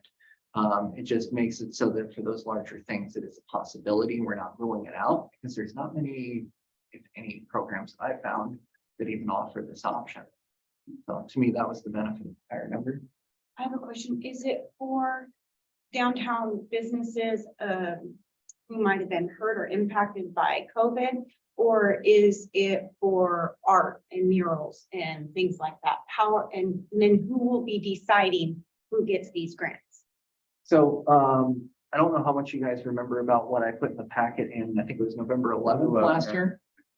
We had a list of things that would be an option. It was more of a guideline, so to speak, that we came up with. I went through other cities that had something similar and picked and chose what sounded good. Some of them excluded religious organizations. I didn't really want to do that. I wanted to allow as many groups as possible to have the opportunity. I removed a couple of things. I don't remember exactly what they were. I was trying to make it just broad strokes so that we have the option for people to be creative. I was hoping that maybe some historical markers might be something that would come up. That's one that I added that wasn't in any of the other cities that I found. If I may, you keep saying I. Yes. You guys were in a Sorry. committee, Yes. correct? And so the committee, I you guys was waited. not at the last meeting. I had to work, so I had no involvement. I only saw in the minutes on September 19th, I believe, was a discussion kind of on that. Mhm. So that's where I was curious, because my time on the committees, the committee came together and worked on items that then somebody like me as a chair, I went out and contacted the skate park and that stuff. But I would bring that back to the committee and say, this is what we got, and then they would all weigh in. So the way that went was it was Glenn and myself and Charlie that were at the last meeting of the year. So we kind of went over I'm thinking I might have been in Mexico, maybe not. Well, I know I was never alone. And we discussed the idea of it, talked about what we kind of had an idea of doing. And So you proposed that same packet that was on 11-2 to the committee before it came before the council. So- That's what I'm asking. if I remember correctly, that packet came along after that, or was that at the last meeting? I'm trying to remember. Yeah, I have to go back and look, but there was a conversation at the Business Development Committee meeting with Counselor Allen and Counselor Burns. The two of them at some point turned and asked me kind of what I thought about things. We started talking about, there was a lot of conversation that night about limited engagement in Sedro-Woolley, limited upkeep of a lot of areas. And the like, what could we do to get people more engaged and to take better care of properties? And so they turned to me and I just said, hey, we could look at a grant program. There's money allocated for economic development, there are options. So then we started talking about what that could look like.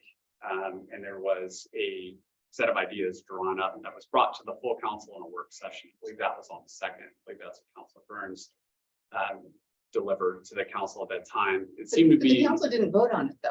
No, there was no vote. The committee didn't vote on it, and the committees are, the way they're set up in that council governance manual, they're collaborative. So it's kind of a touch point, but it's not like the legislature where it goes to a committee and it dies if it doesn't get found. So this was a discussion, it seemed to be support brought to the full council, which picked up Councilor Diamond as well in terms of that conversation. Seemed to be some interest in the council at that time. And so the next step was, all right, so we iterate this thing and get into a more formal proposal, because this is a council, ultimately a council decision by resolution. That's what we've got on for next week. In the Planning and Business Development Committee meeting in February, All the documents that you'll see next week are in there. They're actually on the website. I'm looking at them right now. So the way it's written up, the idea was to have it very broad from discussion. So eligible applicants for grants could be individuals, non-national franchise businesses. So you wouldn't necessarily be targeting, right, because they've got other sources. But any other businesses would be eligible, nonprofit organizations or government agencies. Grant total amount $140,000, grants up to $5,000, kept very broad on the types of uses. And this is ultimately up to the council. So if you wanted to go for non-COVID businesses, you can or for COVID impacted businesses, you could absolutely have that discussion. If you wanted to go for other specific anything, I mean, it's really up to the council where that money goes. But based on the conversations that were had, this is the proposal that we're bringing forward really for dialogue and see where you want to go with it. So at that point, it's more about dialogue, and that's what next week's council meeting would be about. But the idea is to launch it at April ahead, right after that one meeting about the arts workshop. So it seems like the dialogue would be cutting it close, not to have it in another conversation, a workshop like this month or last month or something like that, versus so close to the area to kind of see where those parameters are, if that makes sense. And that's actually why we brought it in November, because we were kind of seeking your interest in it and seeing if it was off base or if you all seemed good with it. And I saw a lot of nodding heads. I didn't hear any changes. So I was into the idea, and I think if we watch that video, we talked about it for about 8 minutes, and there was like, yeah, let's get this idea going. But then it never came back. And what I saw was in the planning and strategic meeting was the packet that Charlie presented, and where we were in there, you were in there, and obviously Chuck was in there too. And it kind of came out that it was a lot of Charlie's idea, which is great. You've worked with him in the past and whatnot, but I hadn't heard any other deliberation or idea generation other than that. And I saw that, okay, well, this is coming up pretty quick, and then it's going to be voted on, and it's half of the ARPA funds, and it's for business development. And so is it for arts, or is it for business, or is there any more deliberation besides in the council? It can be a workshop, which is formal, because we don't have to say, Madam Mayor, may I speak, or ask a question and then talk along the line. So It's not half of the art. so it's Half of there's the economic development. so there was 300 in the economic development fund for building business structure and economic Yeah, I stability. just want to make sure everybody knows it's not half of the 3 million. Yeah. substantially. You're not going to put the rest of the 3 million, the rest of the money that's there, is that something that we can now allocate towards the economic development, or is that pretty much used up within the budget as well? So It's we're looking pretty at much allocated. It's yeah. allocated. So we're looking at half of the money that's available for the economic development fund that will be used for a program launched right after the workshop that could be used for various things, unless there's parameters kind of set. Like I imagine like the mural would be awesome to see that mural redone. And I mentioned that in the meeting, and as well as signs pointing people into Sedro-Woolley or cleaning up town or the fencing. But if we see a mural that's completely contrary to what we're looking at, but we've made these agreements or signed into the thing without fully understanding the parameters or the ideas, then we could see a transformation within the community. I believe in the workshop or in our strategic planning meeting, you said that the community's kind of got to be willing to accept some radical stuff, such as in Squim, they knitted stuff and they put that on the lamppost and it stayed there for a set amount of time, which might be a good idea and it might fit well for Squim. But is that what we're going to use that grant money for, and how would the community who also is involved with that receive that? So that's why I figured during a workshop like this would be a good opportunity to hear what the people who made that up came up with, or why that was there. I guess I had some faith in the community members that usually volunteer and step up to do things, that they would probably be continuing to have the same kind of values that we do here. And so we would probably see a lot of things getting cleaned up downtown, whether it be the murals painted or I was hoping to see some markers go up for history, was something that I kept thinking of. But I thought of Joellen on that one with the museum. I figured that groups like that might have the opportunity to do We have something the Arts to help Commission too, they preserve. may be wanting some of that as well. And I think that would be a possibility from that. Because I liked the idea when we were talking about it. I loved the idea about, the businesses being able to potentially fix their awnings and beautify downtown. And so that's where I thought that this was going to, but it kind of, I just want to make sure that how are we presenting this? Is it structured? Because all of that, I mean, you beautify the downtown, more businesses want to come in and, you know, so I'm trying to help them who might not have the extra money to fix up their outside, but now there's a grant available and we can do this. That really excites me, but, There needs to be Yeah. parameters, like, So I imagine like a garden in a yard. Most of the community agrees that well-trimmed garden is beautiful. But another person might think, well, in my tree, I want to hang a bunch of spoons because that's art to me and I really like that. And some in the neighborhood might like that, but most don't. So that's why you want parameters on something such as this, just to make sure that maybe somebody with a very abstract thought doesn't want to paint a big mural of maybe the Care Bear Club, right? And then it's like, we're kind of accepting community as art and giving them the freedom to do that without a structured vetting process or a structure on. Because 140 for business grants could do a lot for drawing in business and increasing morale within our own community. I just was wanting to see that the business committee had good dialogue on that. And then when they brought it before the council, it was pretty well discussed. So it wasn't just your idea, it was the committee's idea that brought this kind of together to bring to us, because that's what I trusted was happening. And I think that it's, you're talking about putting parameters on it. Yes, that needs to happen, but also the decision making. So if, you know, spoons in trees isn't, you know, ringing our bells, then, you know, we can say no to that. So we do have some say so over where we want to see that money go. And then, I really appreciate the comments that are being made regarding allowing businesses to really update their own buildings. I like that idea. Maybe that's a good start. That in and of itself is the beautification, which I can tell you, sitting on the Arts Commission, that is something that they bring up over and over again. That is the word they use, beautification. Madam Mayor, would some of this have to go through the, oh shoot, what is it? Design review? Design and Review Committee? Do we have one? We don't have one. I thought we were gonna get one. And I'm not familiar with that. I haven't heard that. It came up to that. or new business, there's a lot of empty businesses downtown. New businesses can apply for those grants to do updates or whatever they might need. Oh, Because they need to have. You know, that's one of, certain that's business parameters. development to me, is helping these new businesses come in and giving them a reason. You're bringing in people, you're bringing in new businesses, you're making downtown, you're beautifying it, giving people reasons to come here, and you're increasing sales tax revenue, which is also going to help fund the fire department. I actually think that maybe it was Monique, I'm trying to remember, someone suggested doing like cardboard cutouts that they can put in the empty windows.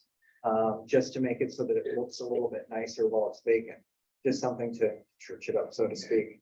But anything that makes that downtown look nicer is a step in the right direction. Yes, I always think that as a Band-Aid, and it is kind of funny, but I got the picture of like the old fashioned cowboy or something, but hopefully that's not what they were picturing. well, I know that in 2022, like I said, we didn't pass anything from any of the committees through the council except for this one thing. So if this is the one thing the council puts forth in agreement with the business committee, I just want it to be good. There are a lot of ideas that came forth that never made any headway.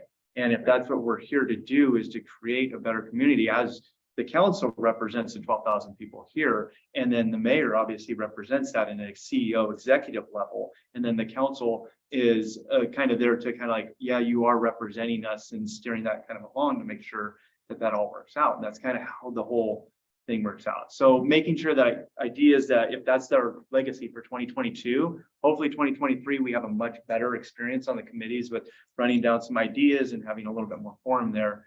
Then let's make that one a really memorable one.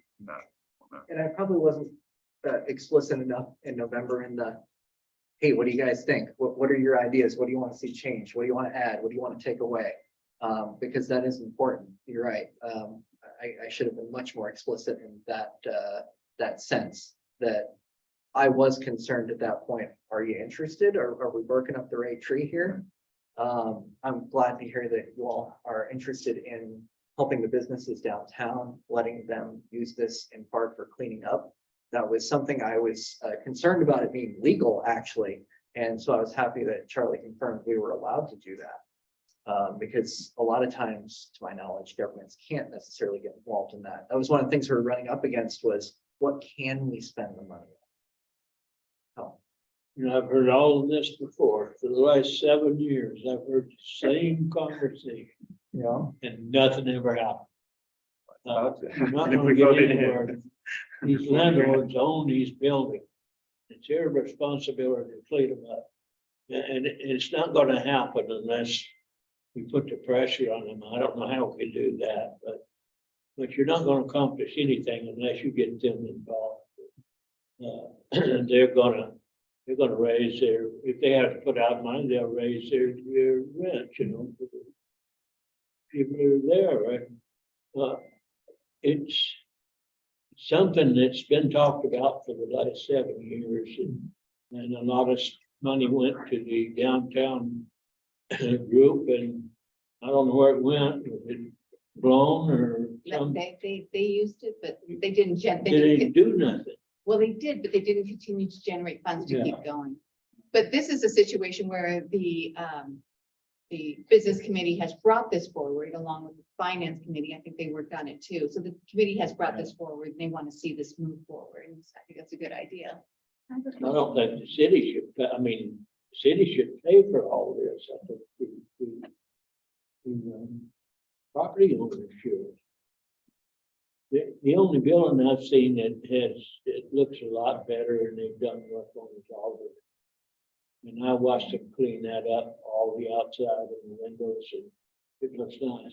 So, and that's good input, you know, it's good to hear that. So nothing's being decided here, just as, so you know, nothing's being decided here, but it's good input knowing that you probably would rather see the funding go someplace else. And if so, where would you like to see that funding go? Well, I think the awnings is a good thing, but still that's property. But it would be a lot, some of them look real bad. You can see sky looking through them. The city, to me, at dusk when the lights come on, it's depressing. You see those dingy lights and it's almost dark. They don't put out a whole lot of lights and the streets are bare. It'd be nice to have some shrubbery or something, you know, down the side. It will look bad. We used to have trees. Yeah. But lighting may be something that the council maybe want to talk about. Maybe that's where they'd like to see some of that funding go. Maybe they want better lighting downtown. and we do have the other half of the funds still, even if we went forward with this project as it was, we only spent half the funds on the project if we continued. So things like that would probably be a good idea. I'm not necessarily disagree with you on the fact that businesses should be paying for it themselves. My hope was that we light a spark, so to speak, and get people to start taking a little more pride in that area and keeping it cleaner and picking it up, making it nicer, making their buildings nicer. Sarah, did you get it done? I'll take you out and buy you $100 steak dinner. I'm holding you that. That's on video right there, Joe. You weighed in on that meeting, or on the meetings they had for the grant program. Is that correct? And then, so you were able to throw out ideas. So was it just one meeting you guys had, or was it a series of meetings of discussions to come up with the packet that was proposed by the council? So that was the one meeting, and that's part of why I brought it right to the council, is because I was asking for another meeting, and Charlie was saying, well, I don't really have the ability to give you another meeting this year. So I asked, can we just bring it to the council and let them, am I on base with this? Are we doing something worthwhile, or are we wasting time? Sure. Who will then, who is going to accept the grants? Who's deciding? You know? So that hasn't been determined. Yeah, ultimately, this is up to the council, but in what we wrote up, and it's really written up for discussion, so this is great. And there are like 3 questions I want to challenge you all with next week, but before that, I'll answer the question. What it's written up as right now is 5 people, including the 3 members of the city council's planning and business development committee, and then 2 other community members who would be appointed by the mayor and confirmed by the council. It would be like the selection committee, but it could be any group that we decide. So that's just to get the conversation started, because we had to have something in. I think that's fair. you're utilizing the council, which is the representation of the public, regardless of who that would be. Especially with the concerns about making sure that it sticks with the theme that we have going as a city, or our values. That would help ensure that, having actual input from council. Which we need a design and review committee. Which we used Right, to sounds like that's what we're gonna have. put into place, and sort of, they'll make the decision Yeah, if the council chooses to go that route. the three questions I'd love you all to think about for next week would really help. You're gonna see in here, what we've done is the conversation that happened in the fall. We took your ideas and we put them all on the list. So just about everything you've mentioned, lighting, murals, it's all in here. These are all ideas and eligible things for the grant, but we can keep it really broad with these just being ideas, and we keep it open to whatever comes in, or we can narrow it. So first question is what do you really want to see funded? The second question is how much per grant? So if you're talking awnings, my understanding is awnings are pretty pricey. They're more like 15,000 or more. Do you want to entice businesses to put up a match to this? Can they afford to do that? Will they do that? Or do you want to pay for like the whole thing? In which case you may not want to limit it to 5,000 per grant. You might want to limit it to like 15,000 per grant. Then you got to consider how many are you going to see. So how much per grant would be the second thing to think about, and then who selects, which I think we've just talked about a bit, but So that's there's still a important. possibility too, that instead of this being put out in the form of grants, that the council themselves could make a decision as to where they want to see that money go, and then we put out bids looking for, like, if they were interested in doing awnings or interested in doing lighting, we would get an estimate of what that is, and then the council could decide. So it's a council decision. Is that a possibility? I don't even know if that's something the council is interested in doing at all, but is that a possibility? If it's public infrastructure, yeah, absolutely, we can do that. So like lighting, for example, if it's our lighting on the street, we can do that. If it's, we want to fix, this awning on this business, that becomes problematic for government picking out single individual businesses. But if we said, hey, all you businesses in this area, we want to offer a grant for awnings in this area, and people can apply, that would be it. Why don't we let the businesses say what they need in order to make their business better on the outside and what they feel is necessary? Let them write in what they'd like, and then we set a grant, and if we're able to accommodate some of that, that's better than nothing. So let's let them tell us what they need and what they're going to do. They might have a brother who puts up awnings and he's going to give them an incredible discount. I don't want to stop them from being able to utilize the brother. I would like to see something like a 2/3 match, because knowing that we're just strict anyway, so if it's 15 grand, they only have to put up 5 grand for a whole new awning. We put 50, if they even do the awning, so they could do anything. I'd like them to just be able to get the money, because if we have to match it, some businesses can't afford to do that, and then they're not going to be doing it. With 5,000 is better than nothing. But if I have to match 5,000, I might not be able to do that. And also, But there again, I was just gonna say, it goes back to the fact, Chuck brought up a really good point. A lot of those buildings are owned by people who don't even live in Sedro-Woolley. They're just renting them. But to be fair, the people who have the businesses care about what their outside look like. And if they can apply for a grant and tell the person who owns the building, I'm going to be doing this, this will be great, would you allow this? They might help them out more. Can we do like a special allowance, like if they can't get a grant from the business owner to match to 1/3 of that, because it's increasing the value of the building. I mean, frankly, it's to their benefit, and they're only paying a small amount of it. But if they just can't do that, then the business owner could get that $5,000 grant. But if they could, for whatever reason, get the business to go in on that, that would take that money and stretch it a long ways. Good, but it's not fair to ask that of the businesses who were already hurting during COVID. I think it's not fair to ask them to bring money to the table. They have what they have, and if they can apply for the grant, they want it. If they don't have to. So one thing I want to say, so I think Charlie brought up a really good question. He says, what do you really want to do? That sounds like that's a discussion that's occurring right now. So that was the first question. The second question is, How much per grant? And one option is you don't have to have a limit.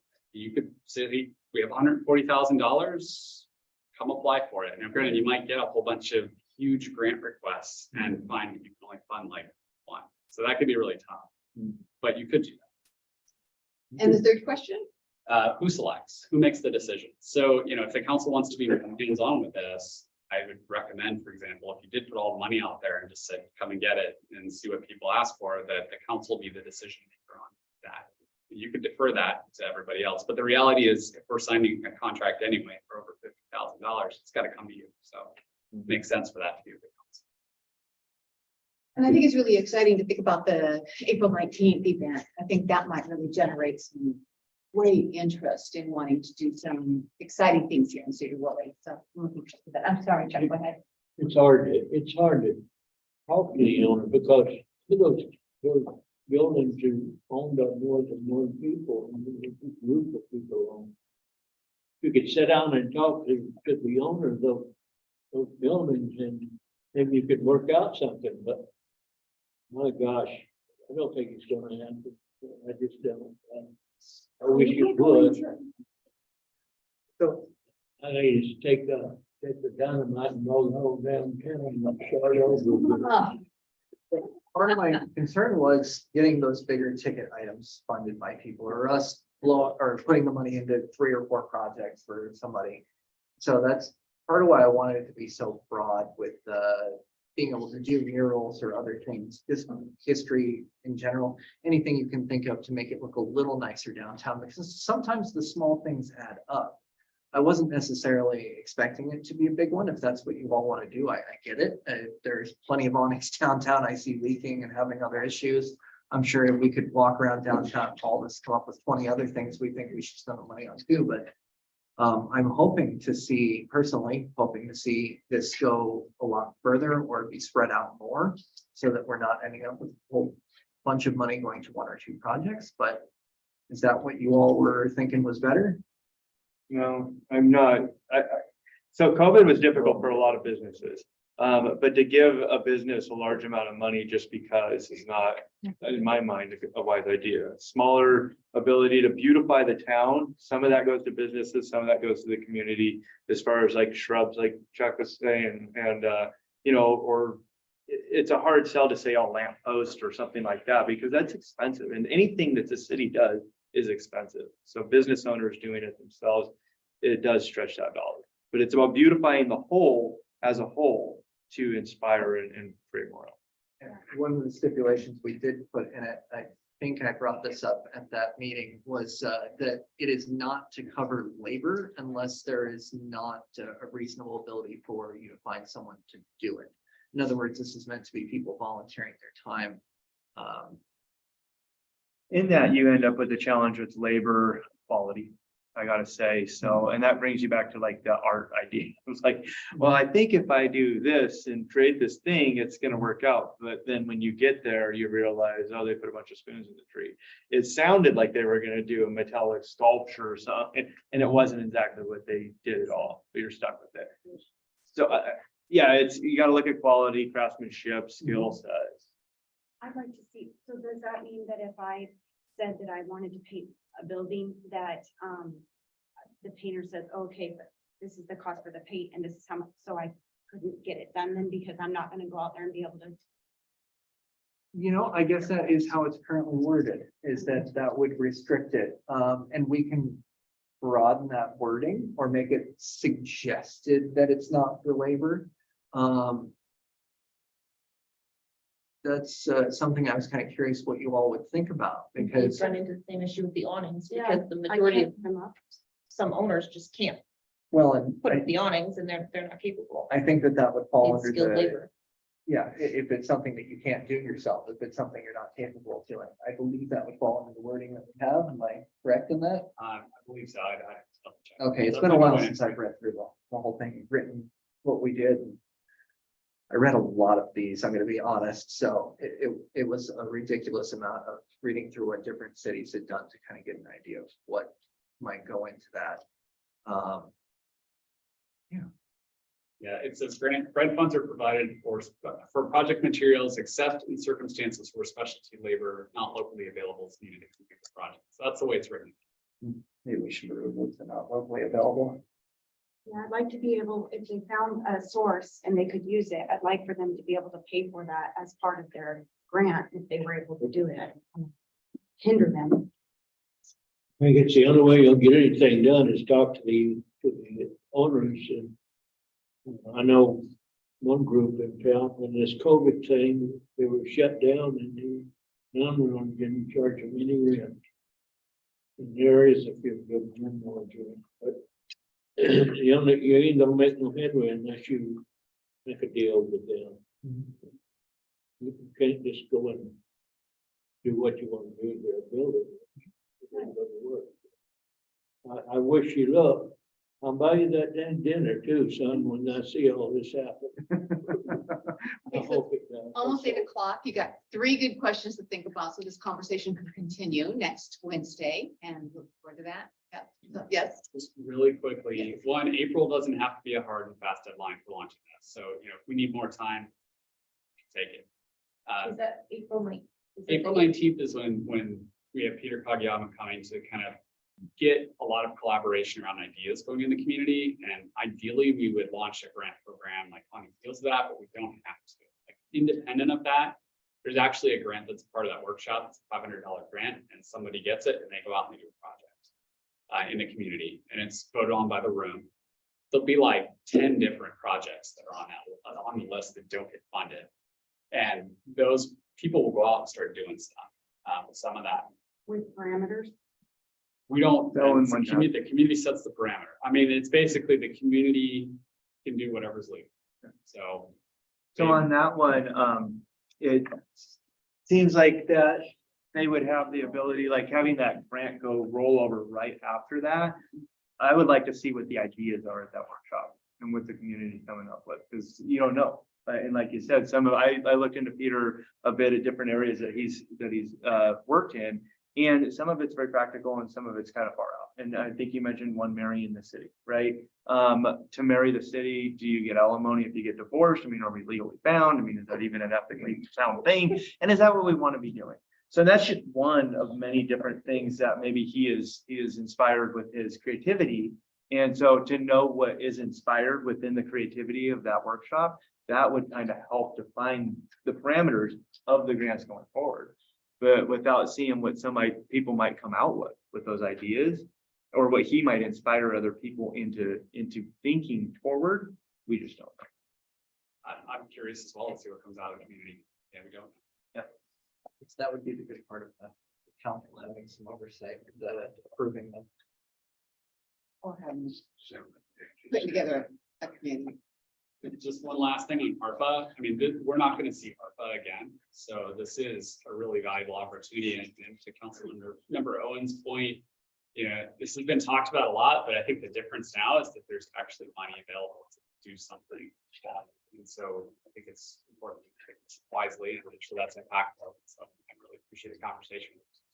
I appreciate you guys willing to motion that forward and to discuss it. Because I would like to have some idea before we go into council, and we're kind of in a forum that's uncomfortable, and it is uncomfortable.